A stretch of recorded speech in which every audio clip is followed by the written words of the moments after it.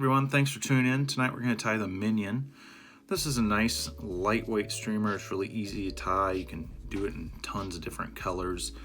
Totally inspired by a bunch of different flies I've seen over the years. I wanted something really lightweight that's easy to tie and fishes well in low clear water like the Boardman in Traverse City or the Manistee when that's low. I think it gives a good simple little profile. A lot of inspiration here from Craven's Swim Coach and a bunch of other flies that are out there that are really similar, so don't want to claim too much ownership of this, but it's a fun fly to tie. It shows a few different techniques we haven't showcased on this channel before, so stay tuned and let's get to work. First of all, grab your hook, place it securely in the vise. For the back hook, we're using a 2461 from Daiichi. You can go smaller if you want. I think the 4 is the perfect size for this. We size up a bit on the front hook, which allows this back hook to stay really light and flutter in the current. Just using a really simple 6/0 in black for the thread. Start up by the eye. Doesn't have to be all the way up.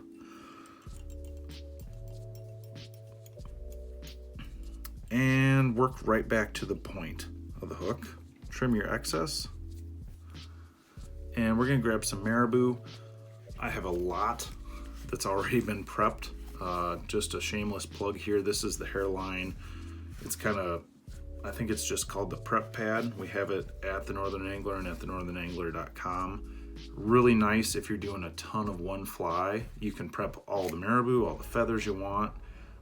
So we're just gonna grab an olive because we're doing olive tonight, and I'm measuring this to be just beyond 1 shank length here. Transfer that measurement, loose wrap, and then I do 3 or 4 wraps, and I'm wrapping back on this to the barb. See how my thread lines up with the barb there? And that's as far back as we're gonna go. From here, we're taking loose wraps up the shank. It's okay if the marabou spins a little bit, that's okay. Big thing here is you need to leave yourself at least an eye of space up at the front. Now you can twist this a little bit here, reach in with your scissor, snip it off. Clean that up and work right on back to the barb. Check your fly, make sure that looks good. We'll grab some lateral scale. This is the really small stuff. I put it in just about everything, and you should too. Snip 1 strand if you're really frugal like I am. Fold it in half, trim it. Okay, grab 1 piece. I'm gonna tie the one on my side in first. I just fold it across the thread. You know, I do see a lot of people who fold really aggressively, and what happens with that is it causes your Flashabou to stretch a little bit and then it curls up. So just bring it in there. Not too much tension, right on back, and then I work my thread back.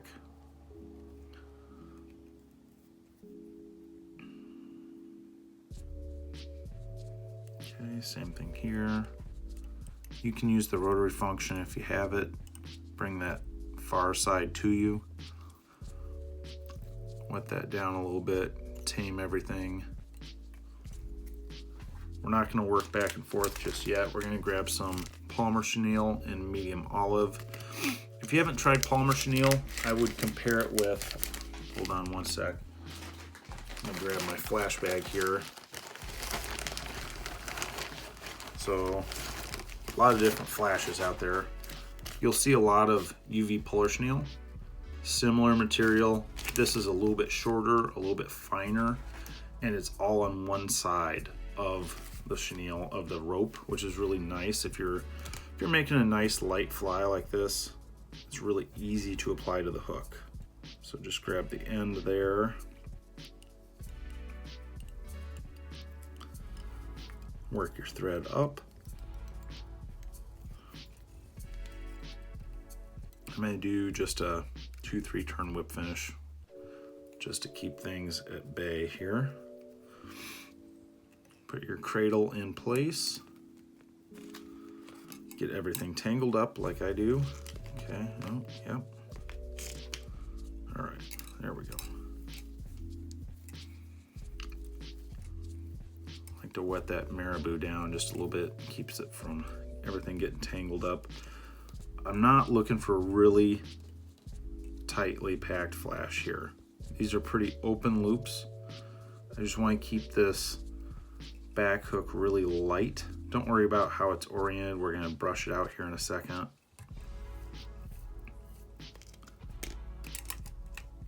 Since I'm using black thread today, really the goal is to cover up the thread. Do 3 wraps on top, 3 in front, reach in, snip that polymer chenille, and then grab your brush. This is the Stone Faux Velcro tool. Use it all the time. Just comb out any trapped fibers. This will help orient everything. And then we're actually going to wrap back just a little bit on top of that flash. Make sure it's secure. And that's going to be our tie-in point for the next material. If you're really lucky like me, you get some folks that stop by the shop once in a while and drop off really fresh mallard. So shout out to Dan, thank you, big time. Been putting this to use. It's not UV, I just reused the bag. But if you do not have that, I would probably grab some dyed wood, some mallard flank here. Dyed whatever color you want. I like opposing colors for this fly, so you want some contrast. You could use the select ones, but typically they're way too long for this size 4. So expose the tip here, because that's our tie-in point. Make sure it's not just fibers.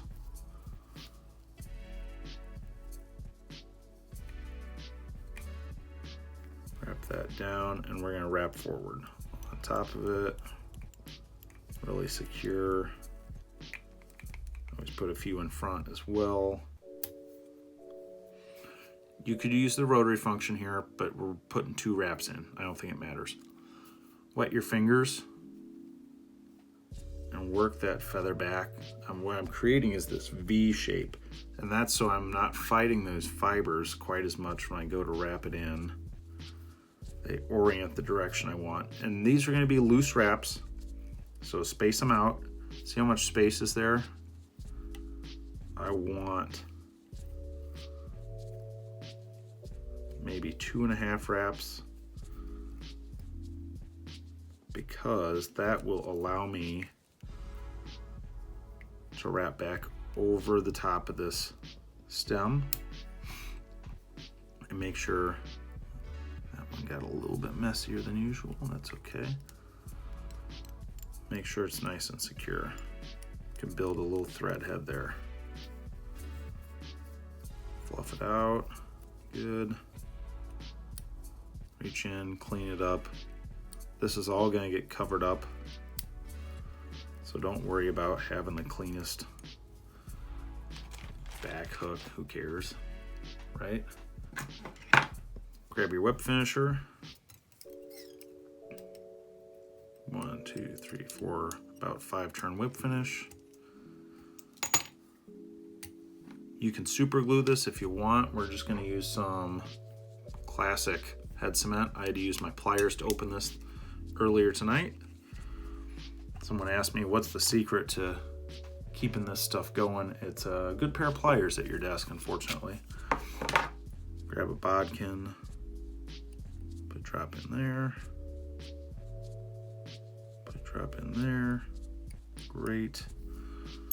You can remove that now. All right, for the front hook, we're using the very classic B10S Stinger in a 2.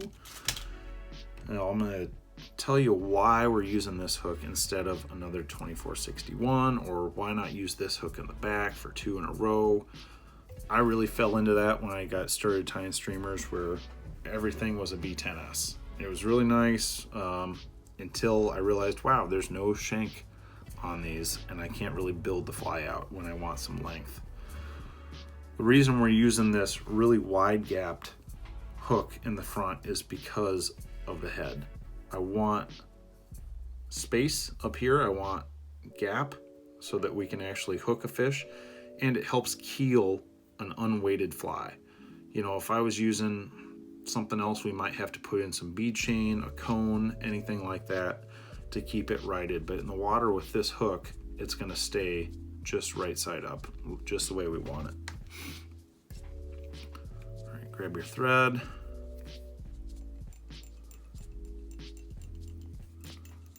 Working back here, work back to the barb just like we did before. We're gonna grab some intruder wire. This is the Chenille intruder wire. It's really, really nice to use. You can use heavy mono if you want. I really like this wire. It's just easy to use. It's consistent, just what I want. Do not use your scissors on this. Grab some wire cutters. What I'm measuring for, I want enough space to fold this back. So I measure that, double it, trim it.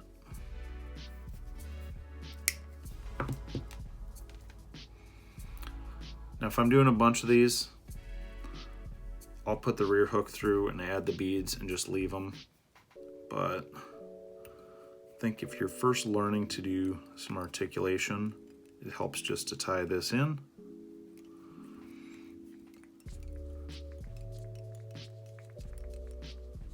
Now, there's a reason I'm tying to a certain point up here. This is kind of a built-in spot that tells me to stop because I need to start creating my head.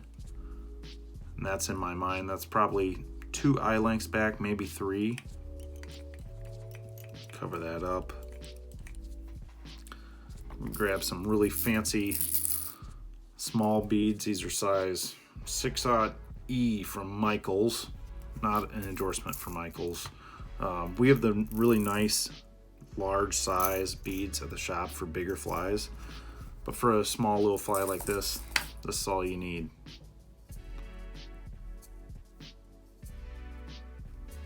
All right, slide them on. 2 for this one, that's all you need. Grab your fly. The glue should have dried by now.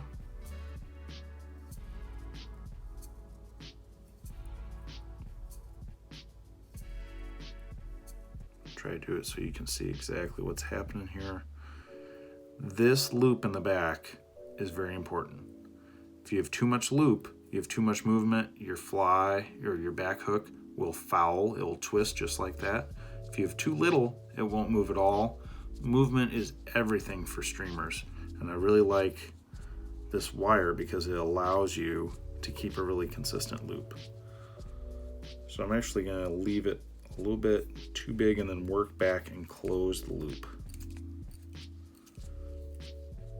It's just about right.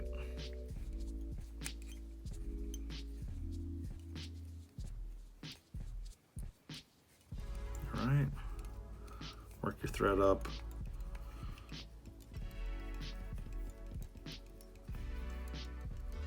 A few extra wraps here.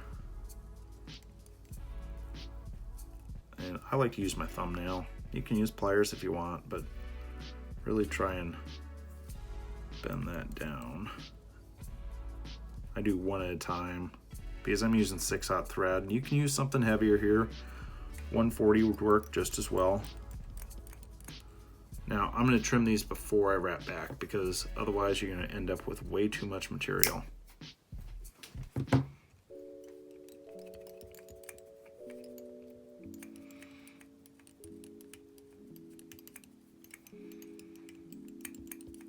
And really cover this wire up. Be careful, that trim point is going to cut your thread.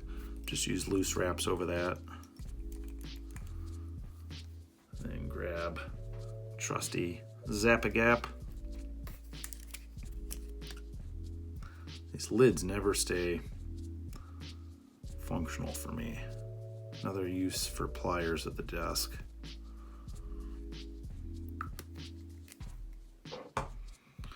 All right, now this is going to start getting in the way, which is when it's time to grab your hair clip. I really think the ones with rhinestones help. You know, you have to special order these. No, I'm kidding. You can get them at any pharmacy, but that's just going to keep that hook from going anywhere when we're rotating for the front section of this fly. You can use a magnet too in the back. A lot of guys do a bunch of different stuff. So going right back to the Palmer chenille.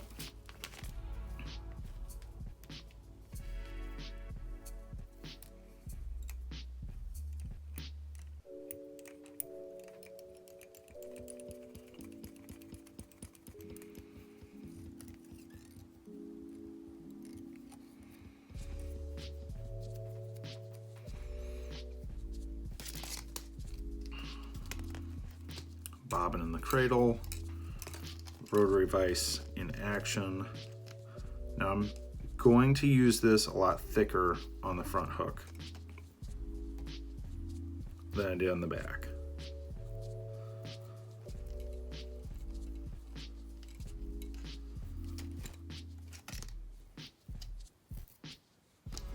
Every once in a while you gotta work it back. It wants to hop forward. And do not worry about going too far forward. It's very, very, very easy to just wrap back on this and make up some lost ground.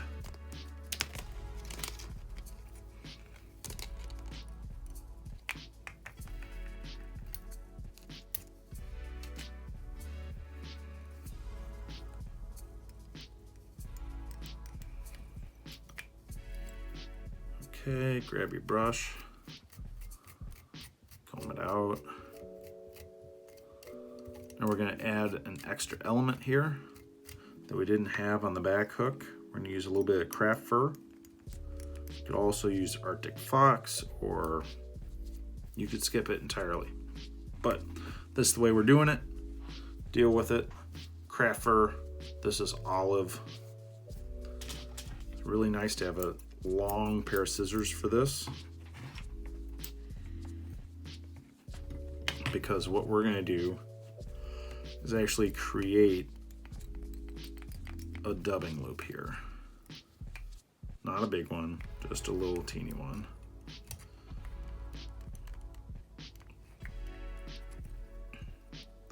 Big thing, after you're done creating the loop, tie your thread off, otherwise it's going to get in the way.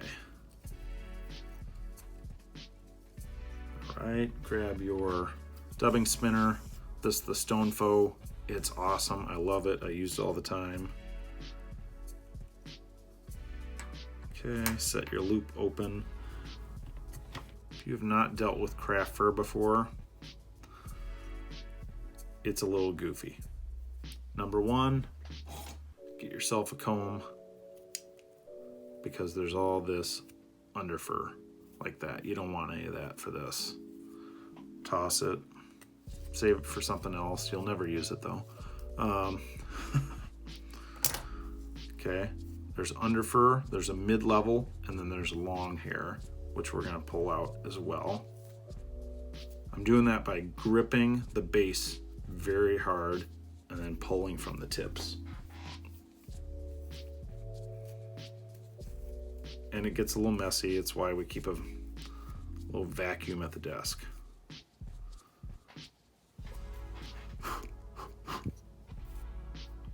Great. Now what needs to happen is we can't just go free for all with the dubbing loop. What I want to measure here, roughly, of course, is that this craft fur reaches to about the halfway hook, or the halfway on the shank behind the front hook. Okay. This is just for reference for me, because I'm going to go ahead and put this in the loop and start to work it in. Do this by spreading it out. You can use some dubbing wax if you want. For me, it kind of gets in the way, it clumps things up. I like to spread this material out on the thread, and having less friction really helps with that. Again, long pair of very sharp scissors can be your best friend. Look at that. Okay, pull this tight, start rotating. Big mistake I see a lot of people make is they just start spinning because it's fun.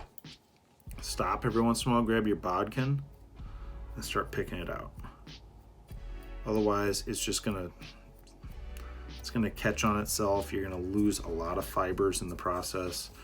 We want this to be fairly thin. It's a thin veil.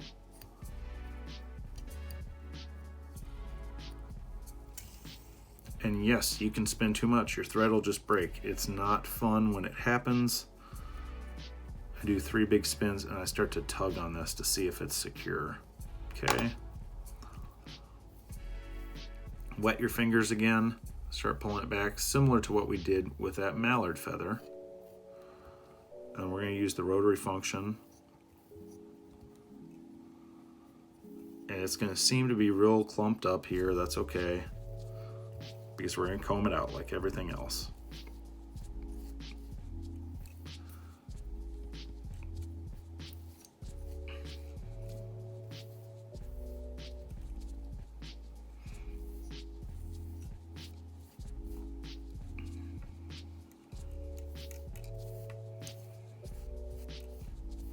Because what I'm really looking for here is I want to be able to see the flash still underneath this craft fur.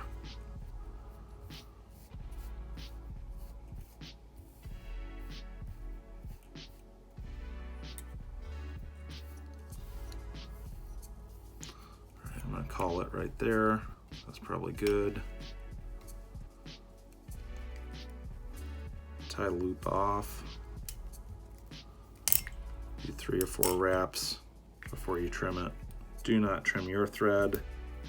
See how I hold it away with my middle and index, or middle and ring finger. And careful combing this out before you really have a chance to double your thread down on it. Because you could just pull that loop out and have to start over. Bring it back.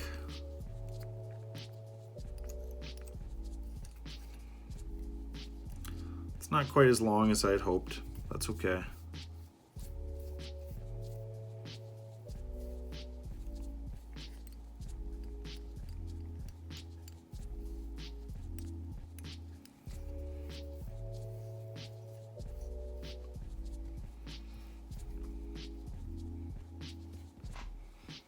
Grab another mallard flank feather, a little bit longer than the rear hook.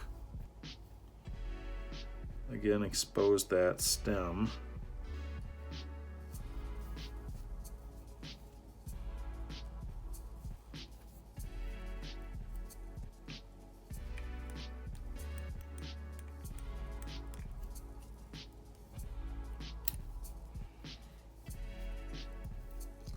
Same thing, wet your fingers, preen that back.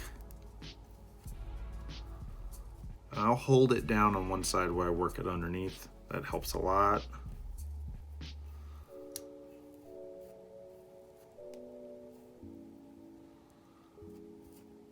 Okay, I'm only looking to do maybe 2.5 wraps. Really gives this fly some contrast.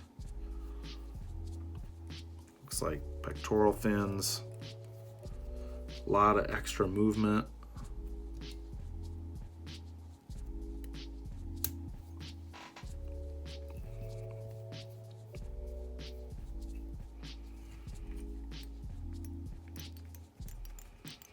Make sure you got that wrapped in nice and tight. Looks pretty good. Now we're going to grab some laser dub. I keep a gigantic box of this. It's really helpful. Stay organized. For the top, again, here's the reference fly. We're using standard olive. For the bottom, we're going to use kind of a silver minnow. It has a little bit of holographic silver built into it.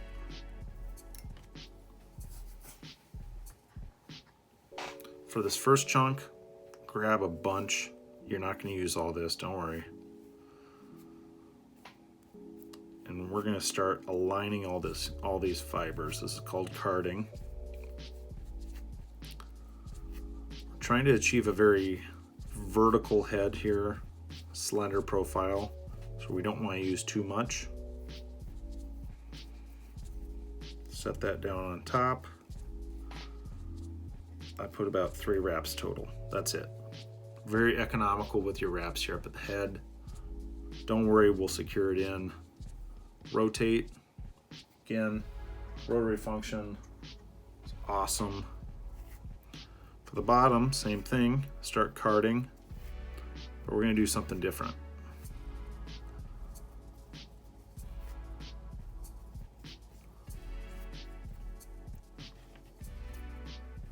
Trim these fibers in half once you have them aligned.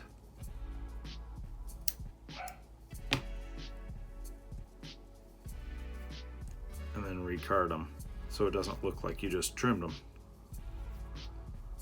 Okay. Set those in there. 3 more solid wraps. Rotate your vise. Work those fibers back. Keep tension on your thread here, because you preening these back will hop your thread up and you'll lose everything. Okay, at this point we're really trying to secure them down, so we put some extra wraps. And then you have a spacing dilemma, because you could probably stack 2 more chunks of laser dub in here, but we don't want to do that. We actually want the shank semi-exposed. That's how we're going to attach the eyes for this fly. So I'm going to choose a point that's not all the way up the eye, not all the way up against that first chunk of laser dub, right in the middle. I'm going to grab my remaining olive, start carding that, and just like the bottom half, I'm going to trim it. Combine that. The reason I'm doing this is that laser dub can cause if too much laser dub is a bad thing. Like many things, too much laser dub is bad. And if we want a fly to swim all sorts of goofy, add all you want. But we're trying to maintain this weight distribution towards the bottom with the keeling effect of this hook. So by doing this, by keeping less laser dub on the bottom than the top, we're not going to compromise our own hard work. Set this down. Make sure you're roughly in the middle. 1, 2, 3 wraps. Rotate. Grab a little bit more of this. Oh, I had some already. Card up, see how we even that out.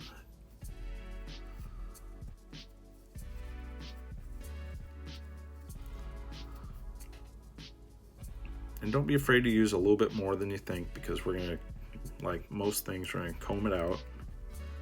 3, remember, again, keep tension on your thread when you work this stuff back.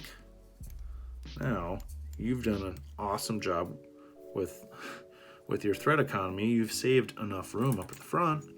You can very easily put 2 whip finishes on this without having to tie over top of the laser dub. Good job.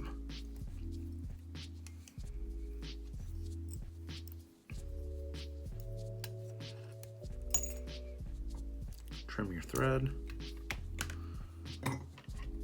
Remember, we wanted to keep this a fairly tall profile. To do that, actually I comb a lot out. That's okay.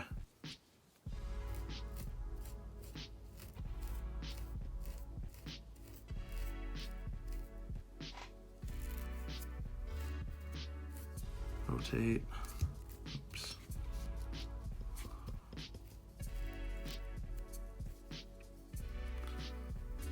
You could fish this just like it is.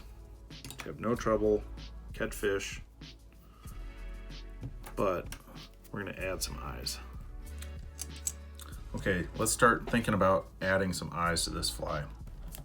There's a lot of great choices out there. We're gonna use Living Eyes. It's a epoxy eye that's designed just for this.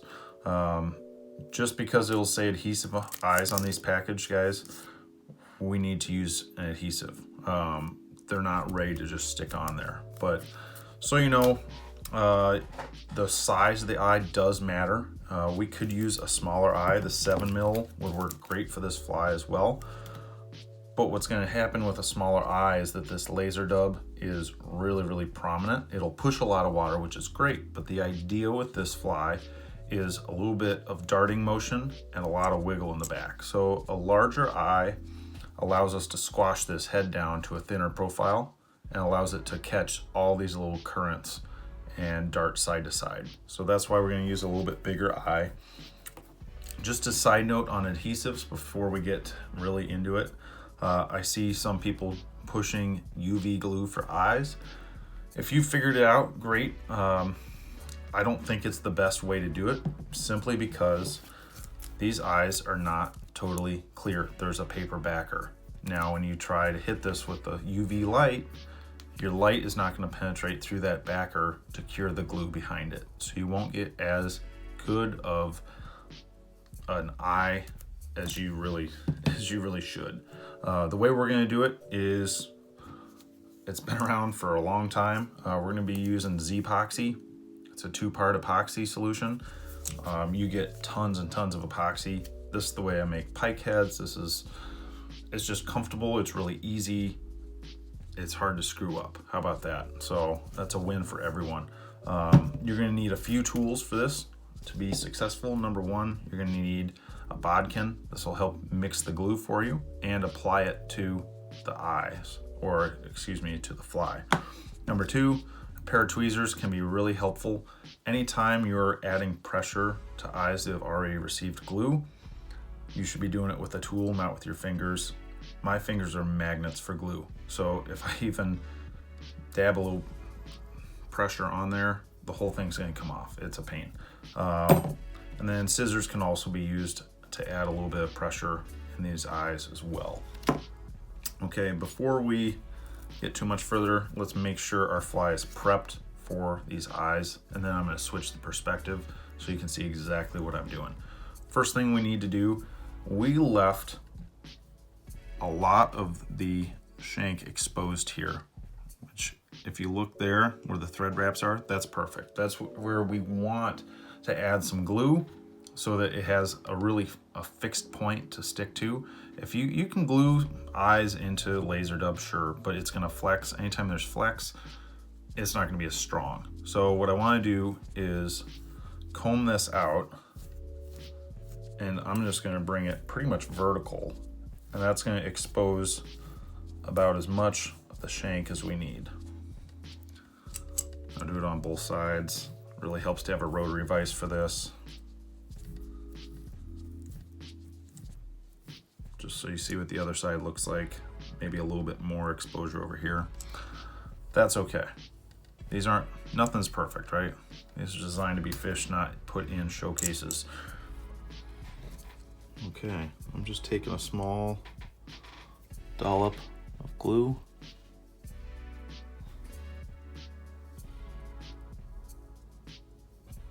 And adding it to that shank between the laser dub colors we've created, right up against the mallard feather, not too close to the eye. Careful what hair that attaches itself to. And take your adhesive eye and set it right on top without much pressure. This is where your scissors or your tweezers really come in handy, because then you don't have to touch the eye itself with your hands. I try and get the eye right up against the eye of the hook as best I can. I'm not worried about adding too much pressure just yet, because we gotta do the opposite side.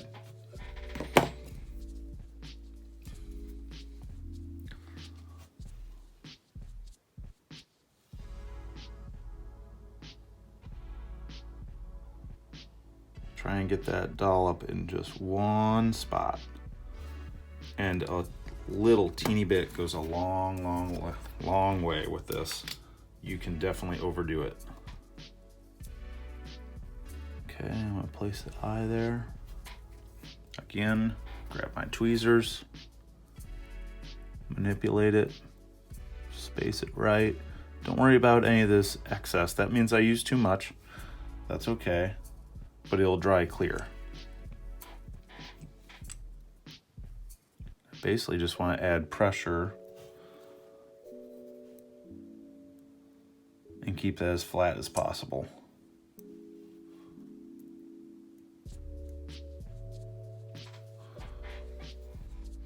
Okay, here's the head-on view of what's happening. I've already added the glue to both sides. I'm just adding a slight amount of pressure. Yes, I'm using my fingers, but that glue is set up already. And you can see this already has started to give the fly a more vertical orientation with the head. That's what we want. Every once in a while, I'll just pinch my fingers in there, rotate, make sure they're fairly well lined up. Try and center them if you can. This is what I'll do for that to make sure they're in the same, is I'll fold this back and pinch down, and they're about the same plane, which is what we want. I'll pinch them together again. Okay, keep adding pressure as you go. This is one of the reasons, since it's not as quick as the UV stuff, granted, but again, it's not designed for that. This is one of the reasons I'll tie a pile of these and then do all the eyes at once, because I can just knock out a dozen flies eye-wise in an hour. Not bad. So thanks for tuning in, everyone. Please let us know what you think with the comments below. If you have not subscribed yet, please do so. That link is in the top corner. Also check out our other streamer tying videos. Hope this gets some fish for you. Have fun tying. Thanks for tuning in.